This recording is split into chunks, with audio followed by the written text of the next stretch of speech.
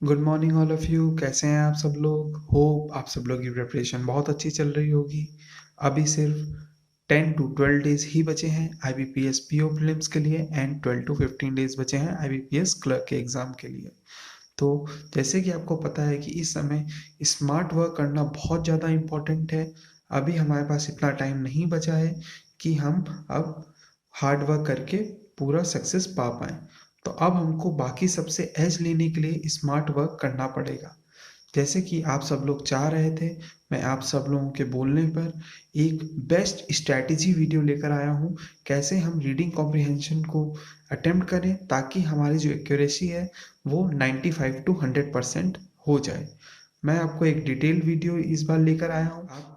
आप बस इस वीडियो को ही बस देख लीजिए और जो इसमें जो मैंने टेक्निक्स बताई हैं, सिर्फ उन टेक्निक्स को फॉलो कीजिए और 95 टू 100% आप स्कोर कर लोगे, इसकी मैं गारंटी देता हूँ आपको। और प्लीज़ गाइस, आपसे एक छोटी सी रिक्वेस्ट है कि इस वीडियो को पूरा देखिएगा। अगर आपको रीडिंग कॉम्प्रिहेंशन में पूरे में से पूरे मार्क्स चाहिए एंड अगर आपको ऐसा लगता है कि ये जो मेरी स्ट्रैटेजी है वो आपको हेल्प करे, तो प्लीज़ इस वीडियो को लाइक कीजिएगा, शेयर कीजिएगा एंड मेरे यूट्यूब चैनल को सब्सक्राइब कीजिएगा ताकि मैं आप सब लोगों के लिए ऐसी स्ट्रैटेजी की वीडियोस बनाता रहूं ताकि आप सब लोगों की हेल्प हो पाए। चलिए स्टार्ट करते हैं।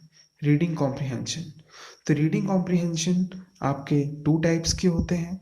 सबसे पहला होता है शॉर्ट और दूसरा होता है लॉन्ग फॉर्म।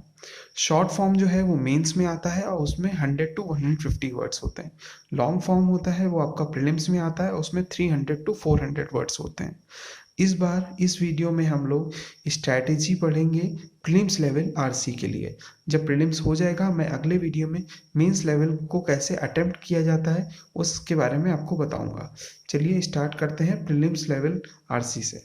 सबसे पहले प्रीलिम्स लेवल आरसी के लिए किसी भी टाइप की आरसी दी गई हो, आप सबसे पहले पैसेज रीड नहीं करेंगे। सबसे पहले हम उसके क्वेश्चंस पढ़ेंगे। क्वेश्चंस पढ़ने के बाद उसमें जो कीवर्ड्स दिए गए होते हैं उसको मार्क करेंगे 5 टू 10 सेकेंड्स में। कीवर्ड्स कौन कौन से होते हैं, उसमें कुछ इंपॉर्टेंट नाउन दिए रखा होगा या फिर वर्ब दे रखा होगा, उसको मार्क नोट डाउन कर लेंगे। नोट डाउन करने के बाद हम पैसेज की तरफ आएंगे। पैसेज में हम पैसेज को स्किम करेंगे।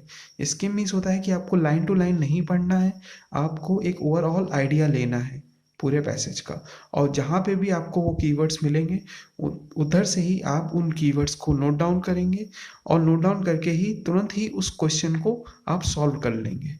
आप ये नहीं करेंगे कि आप पूरा आरसी पढ़ेंगे उसके बाद क्वेश्चन पे लेकर जाएंगे। जहाँ पे भी आपको उसका कीवर्ड मिलता है आप तुरंत ही उस क्वेश्चन को सॉल्व कर लीजिए। अब हम लोग पता करते हैं कि कितने टाइप के क्वेश्चंस आते हैं एग्जाम में। सबसे पहला टाइप का जो क्वेश्चन है वो इनडायरेक्ट क्वेश्चन आता है। इनडायरेक्ट क्वेश्चंस वो होते हैं जिसके लिए आपको पूरा पैसेज पढ़ना पड़ता है। अब उसमें भी दो टाइप के क्वेश्चंस होते हैं। एक होता है कंक्लूजन बेस्ड क्वेश्चंस, मतलब ऑथर आपसे क्या बोलना चाहता है, मतलब कि आपको जो ओवरऑल थीम है वो आपको पता होना चाहिए, क्योंकि उसमें वो टोन बताएगा कि आपका ऑथर का टोन क्या है, ओवरऑल थीम क्या है, वो क्या चाह रहा है। वो डिस्क्रिप्टिव क्वेश्चन बता रहा है या फिर आपको सरकाज़म वे में लिख के दे रहा है या फिर वो सेंसर्ड वे में लिख कर दे रहा है, और उसका ओवरऑल थीम क्या है पूरे पैसेज का, वो चीज़ बताने वाले जो क्वेश्चंस होते हैं वो आपके कंक्लूजन बेस्ड क्वेश्चन में आते हैं। दूसरे होते हैं inference based questions. Inference based question वो क्वेश्चंस होते हैं जिसमें आपको पैसेज को पूरा पढ़ना पड़ता है, उसके बाद जो क्वेश्चन पूछे जाते हैं उसके आंसर आपको अपनी खुद की अंडरस्टैंडिंग से देने पड़ते हैं। मैं जैसे कि आपको एग्जांपल बताता हूँ। अगर कोई भी क्वेश्चन आपको पैसेज दे रखा होता है और पैसेज का अगर ये थीम हम मान के चलते हैं कि उसका जो थीम है plant play important role in the ecosystem, तो इसमें अगर कोई डायरेक्ट क्वेश्चन आएगा कि इस पैसेज का जो थीम है वो क्या है, तो आपने डायरेक्ट टिक कर लिया, क्योंकि वो ये जो थीम होगा वो बार बार जो ऑथर है वो अपने पैसेज में बता रहा होगा। बट जो इन्फेरेंस के क्वेश्चन है, इन्फेरेंस में आपको 4 ऑप्शन दे दिए जाते हैं। जैसे इसमें कोई एक ऑप्शन होगा, सेकंड ऑप्शन अगर आता है कि human should not practise deforestation in order to balance the ecosystem.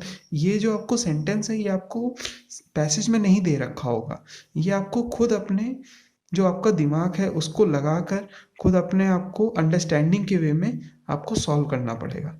उसके बाद हम लोग चलते हैं इस वाले पे। फिर चौथा ऑप्शन आ सकता है कि human should cut trees for their daily use. तो इस टाइप के क्वेश्चन जो आते हैं वो आपके होते हैं इन्फेरेंस में। उसके बाद आता है आपका second type statement. Second type statements में कौन से होते हैं? अब या तो वो स्टेटमेंट ट्रू होंगे या फॉल्स होंगे। सबसे पहले तो मैं आपको बोलता हूँ कि इस टाइप के अगर कोई भी स्टेटमेंट आते हैं तो आपको ये टाइप के क्वेश्चंस सबसे लास्ट में अटेम्प्ट करने चाहिए।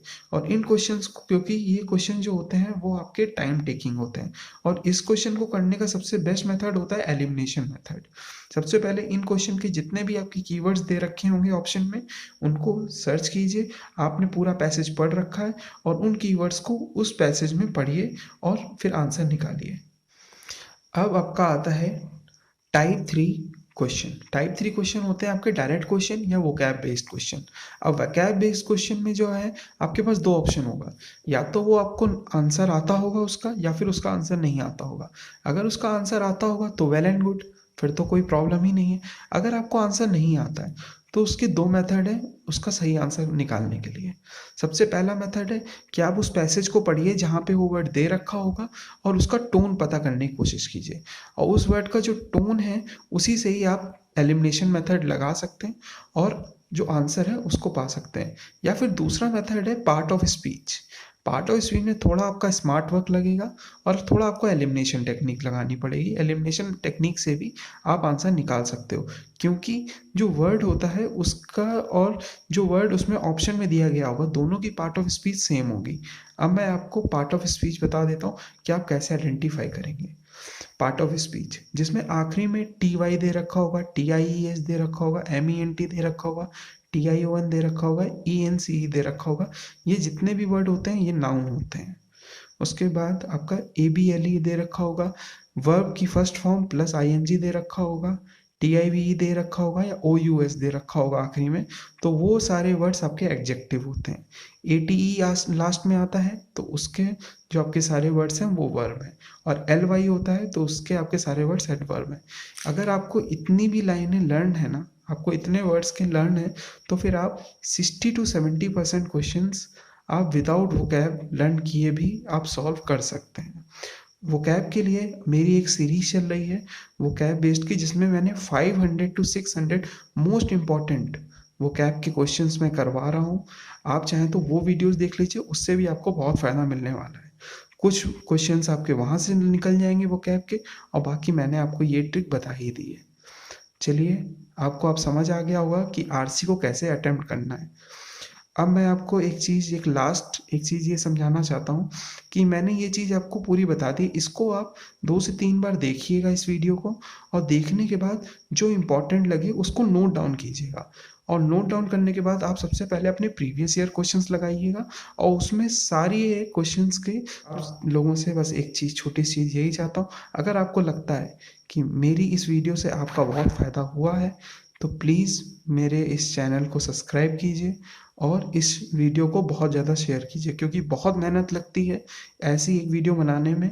क्योंकि आप खुद जाके यूट्यूब पे सर्च कर लीजिए, मैं आपको गारंटी देता हूँ कि आपको एक वीडियो में ये सारी जितनी ट्रिक्स हैं वो आपको किसी भी एक भी वीडियो में नहीं दी गई होंगी।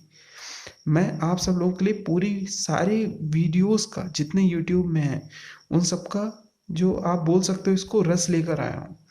ये पूरा समरी है, ऐसी समरी आपको और किसी की वीडियोस में भी नहीं मिल सकती। तो प्लीज़ हो सके तो ज़रूर इसको पूरा पढ़िए और इस चैनल को सब्सक्राइब कीजिए। Thank you.